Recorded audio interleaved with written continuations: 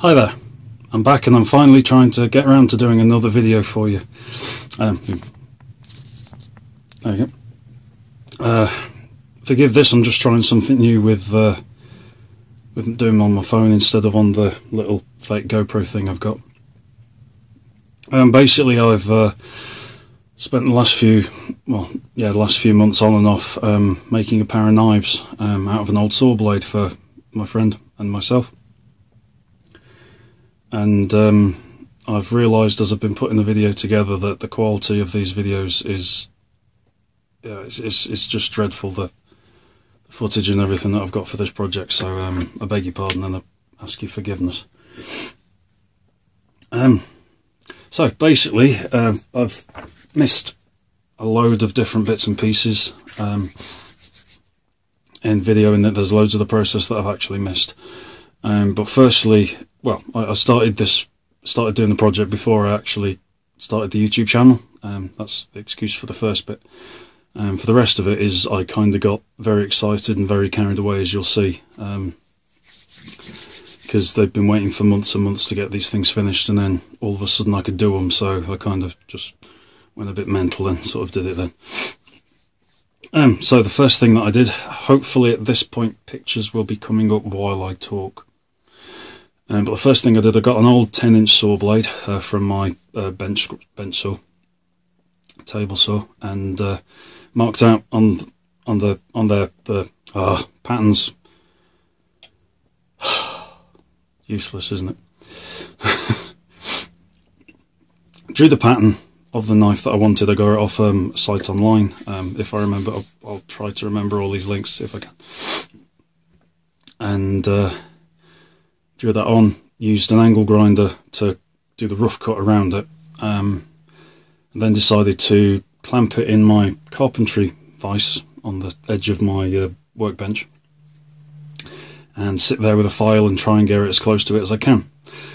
At this point I realised that I actually have a bench grinder with some beautiful stones on it. It's a nice old bench grinder, half horsepower, 1.5 horsepower, something like that. With some cracking 6-inch stones on it, and so I decided that that would probably be an awful lot better and significantly safer and a lot quicker and everything else that I'm not. So I did all that and then pinned the taped the pattern. Sorry, on wave 2 of this illness, it's really properly scrambling my brain. Yeah, stuck the pattern down onto the knives and then trimmed it off the rest of the way and mocked it up and where I wanted the first angle to be, after trying to get it as flat as possible. And I think that's where it comes in with filing. That's the next bit. Why am I looking at the screen when the camera's over there? I clamped it down on my desk and then started filing the edge to try and get that first angle if I could. As I say, this is the very first time I've ever tried to do knives. I'm proud of what I've done, but they're not. The method hasn't been as good as I could have done it. It certainly won't be as good as I will do it next time. As they say, we don't learn without mistakes, and we certainly learn through our mistakes. So, welcome on this YouTube journey with me to see how these knives are made.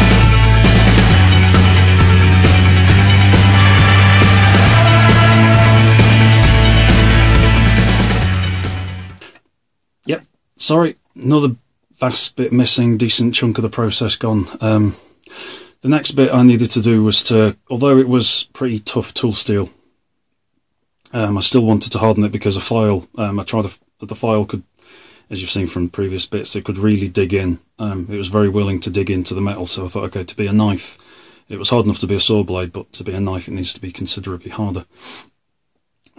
Hardening steel, from what I've read up, involves heating the material all over to around about, I think it's 850, 900 degrees centigrade. I think that might be about 1420 Fahrenheit or something like that. I did it this time. This is why it took me so long, because I had no way of heat treating them to that temperature, and I couldn't build a forge and all these other weird things. So therefore, got hold of one of these. It's only, because it's a blue canister, it's propane, which is pretty good, because that'll go up to getting on for about 1000 degrees, I think. Turns out that I could actually overheat the knife, and got it quite a fiery looking red rather than the cherry red that I was after. It's not very far into the colourings of the steel that the cherry red comes. It's quite dark, and I actually ended up doing it with a quench bucket by my feet, and then turning the lights off in an evening so I could actually see it when it was getting there. And then of course trying it with a magnet to make sure when it reached the non-magnetic stage. Because the nozzle on this is only about 1/2 inch diameter, turned out it was quite difficult to heat the entire blade in one, even though it was only a 3.5 inch blade. So I sort of started at the base and gradually worked my way up, sort of overlapping a little bit, and then quenching in water, as I say. Ideally it would have been oil, but I don't have enough oil in a quantity or a container, and as I say, I got very, very excited and a bit carried away, and water I can get hold of easily, because we live in England. There's an awful lot of water just waiting in the garden, in the water butts, to be turned into a quench. The next bit involved, on my list of things I've missed, tempering. This I managed to do in my oven, just in the oven in the kitchen. Again, not ideal, but I haven't been able to actually purchase a small micro oven for the workshop yet. So I'm still annoying the wife and using her equipment. But I set it to about 100, well, I think it was about either 180 or 200 degrees centigrade, which is, well, 200 to 400 degrees Fahrenheit. I know that much. Kept it on there for 3 hours. It was I wanted to do 3 hours, but because I'd gotten so late and I was so properly over the top excited, I'd finished quite late and I couldn't stay up long enough to see the 3 hours. So I did, I think it was about 2.5, and then turned the oven off. Sorry, left it to heat up, put the knives in, left it there for the 2.5 to 3 hours, turned the oven off, and then let it cool down overnight without opening the door. And then the next morning came to it. It's like Kiddie in a candy store again. And took them out, and they were nice and gold. Hopefully now there should be a picture of those coming up. The different colours that you can see partway down the blade are from the bit that I didn't quite heat treat. I tried to get that under the handle. So they don't tend to go gold, they stay the beautiful blues and purples and everything else that they are. But the bits either side of it, the main bit, the blade and the handle, they all tempered. Not that the handle really needs to, but it doesn't hurt. So I believe the next process will be carrying on. I got it up to 180 grit before the heat treatment. Needed to go back to the heat treatment, and that kind of produced a little bit of scale on it, so ended up sanding it down again from about 120, 180-ish. I've really got to stop looking at the screen and more at the camera, sorry. And I then sanded up to about 400 grit on the sandpaper.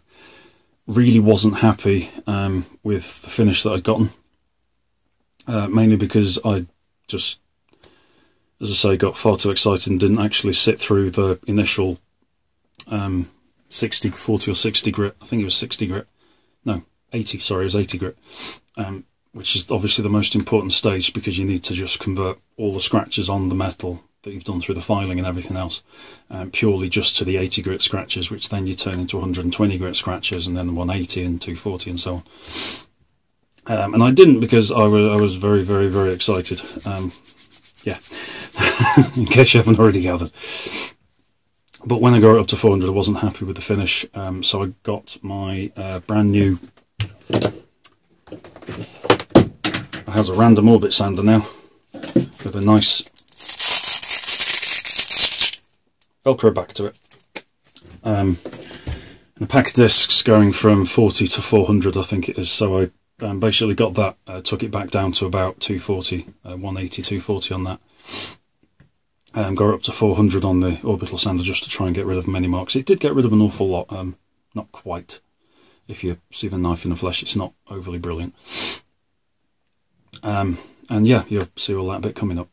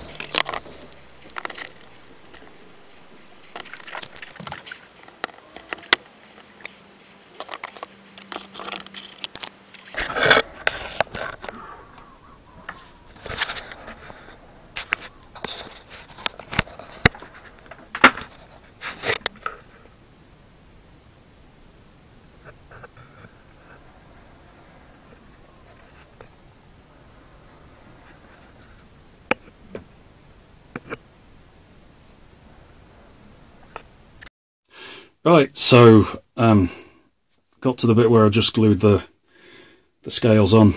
I then put the brass rod and the brass tubing, which is used as a lanyard hole, into it, and used Gorilla Glue to seal that up because I couldn't mix any more of that epoxy. It was smelly. And yes, I know I really should have worn gloves while you're doing it. If you're doing this yourself, please wear gloves. I'm not a professional or anything like that. I'm just doing it for kicks. Trying not to kill myself. And yeah, you never know, if I can make the hobby pay for itself, then brilliant. Yeah, so I put the brass rod in, the pins, sanded all that down, and then started shaping it. It took absolutely forever to shape because I didn't realise just how hard my carter is. Yeah, so the bits that you can see on the handle, they were my carter, made of denim micarta. I got them from an eBay shop in Sofia in Bulgaria, I think it is.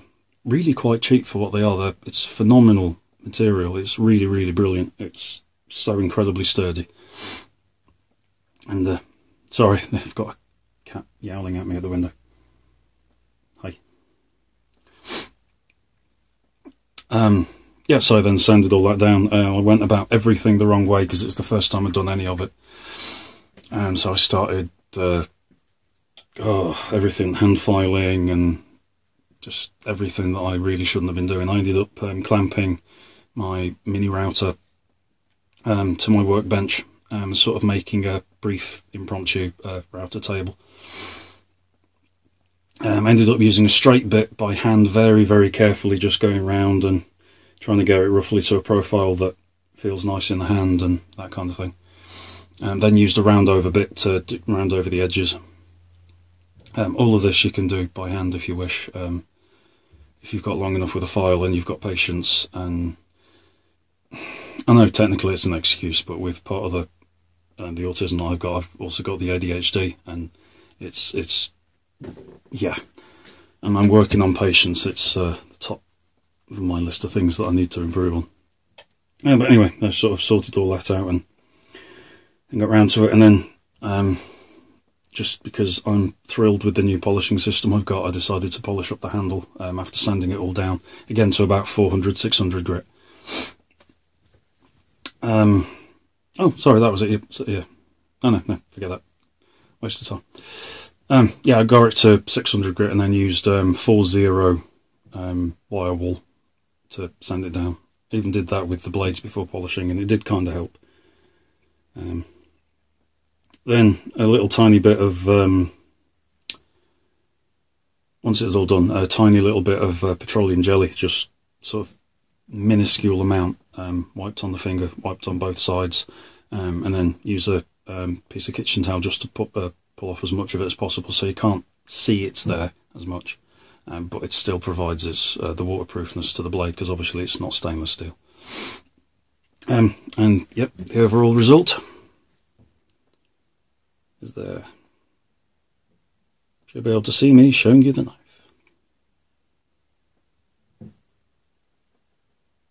He's polished up quite well. Interestingly, on this side, it was the first side that I drilled everything wrong, sorted the holes out, and just it was just a horrific waste of time the way I did it. But I'll learn better for next time. So I drilled the holes wrong. Where are we? Yeah, I was just slightly off with these ones when I got it back.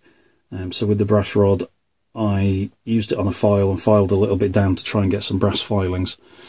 Dug out the epoxy out of here, or the Gorilla Glue. Sorry, no, sorry, it would have been epoxy that I messed up with. Put it down in, sort of put it in there with the end of a scalpel, nice and carefully. Patted it down a little bit, and then dribbled some thin CA glue, cyanoacrylate, or super glue as we call it over here in England. And then that actually polished up really quite well. It sanded down fairly easily. All just using my normal, this cheap little belt sander I've got. I think I might have possibly killed the sanding disc that's on it, but you know, if you are going to sand a metal with it, then I suppose you're going to. Yeah, so that's the bit. The edges really quite small, and the angle that's on it, so you can see all the scratches in here, the angle that's on it down here isn't so much of a nice angle, it's more of a gentle curve, so it looks like the blade's all one, but it does actually taper in at the bottom. But yeah, it's come out nice and straight. This bit, there's all the little dents and everything from where I use the router, and as I say, it's my first knife, so wasn't expecting perfection, but yeah, I'm proud of it for my first go. So that's that. An awful lot learned, which is kind of the point of all of this, I suppose. Also had a bit of post through from Ham Wood Turning, Mark at Ham Wood Turning. That's that one. Soon to be going up here behind me. Finally got the Maker Central bits up. Tickets are booked, we're on our way. I'll put a link to that website in the descriptions below as well. The more people we can get there, the more successful it'll be, the more chance we've got of it being, having the second one, and so on and so on. So we need to, as or as it Carl Jacobson says, support the trades that are supporting our community. Yeah, that sounds about good. So yeah, Ham Wood Turning's from Queensland in Australia. It's crazy. It's just brilliant. Still not quite at that 100 subscribers yet. I keep sort of bouncing around the 96, 98. But that's probably because I haven't posted anything. Like, I think I'm averaging one video a month now. Yeah, I promise I'm trying to focus and get the videos out. Just as soon as all this rubbish has cleared up, hopefully it'll be life back to normal. I can actually get back on with my working schedule again. Weird side effect doing the videos. My work's slowly starting to get more ordered, because, well, I just used to do work, and as it came along, it was very slapdash and all over the place, and it's been like that for years, but it's been how I've been able to live with it. But now I've got a feeling that to make the videos better, I'm going to start writing out a schedule, how I see the project going, and basically a list of order, or I can't remember what the name is. It's the correct order for doing the project and all the different steps of that project that I want filmed and that kind of thing. So yeah, hopefully from now on, bar one video which is next, which I've already filmed but I haven't edited yet, that should start to be getting done. Just to give you a tempter for that video though.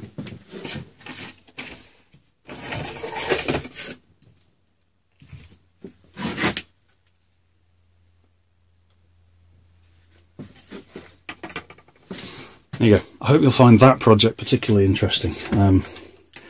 I certainly am. It's really quite cool to be doing what I'm doing. Right, so thank you again for watching.